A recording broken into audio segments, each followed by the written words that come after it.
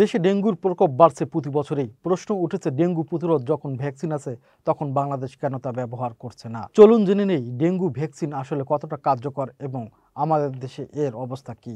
বিশ্বের বর্তমানে দুটি ডেঙ্গু ভ্যাকসিন অনুমোদন পেয়েছে, একটি ডেংভ্যাক্সিয়া, অন্যটি কিউডেঙ্গা। প্রথমটি তৈরি করেছে ফরাসি প্রতিষ্ঠান স্যানোফি প্যাস্টিউর আর দ্বিতীয়টি ট্যাকেডা ফার্মাসিউটিক্যালস। ডেংভ্যাক্সিয়া মূলত 9 থেকে 45 বছর বয়সীদের জন্য অনুমোদিত, তবে শুধু তাদের জন্য যাদের আগে ডেঙ্গু হয়েছিল, কারণ আগে সংক্রমণ না হলে এই ভ্যাকসিন উল্টো গুরুতর ডেঙ্গুর ঝুঁকি বাড়াতে পারে। অন্যদিকে কিউডেঙ্গা বা ট্র্যাক 003 তুলনামূলকভাবে নিরাপদ এবং নতুন প্রজন্মের ভ্যাকসিন। এটি ইতিমধ্যে ইউরোপ, ইন্দোনেশিয়া, থাইল্যান্ড সহ কয়েকটি দেশ ব্যবহার হচ্ছে। তাহলে প্রশ্ন হলো, বাংলাদেশ কেন ব্যবহার করছে না এই ভ্যাকসিন? বিশেষজ্ঞরা বলছেন, আমাদের দেশে এখন পর্যাপ্ত ক্লিনিক্যাল ট্রায়াল হয়নি আর ভ্যাকসিনের দামও অনেক বেশি। এছাড়া ডেঙ্গুর 4টি আলাদা ভাইরাস টাইপ থাকায় সবার জন্য সমান কার্যকর একটি ভ্যাকসিন তৈরি করাও এখনও বড় চ্যালেঞ্জ। স্বাস্থ্য অধিদপ্তর জানাচ্ছে, বাংলাদেশেও ভ্যাকসিন ব্যবহারের সম্ভাবনা যাচাই করা হচ্ছে, তবে তার আগে প্রয়োজন হবে স্থানীয়ভাবে নিরাপত্তা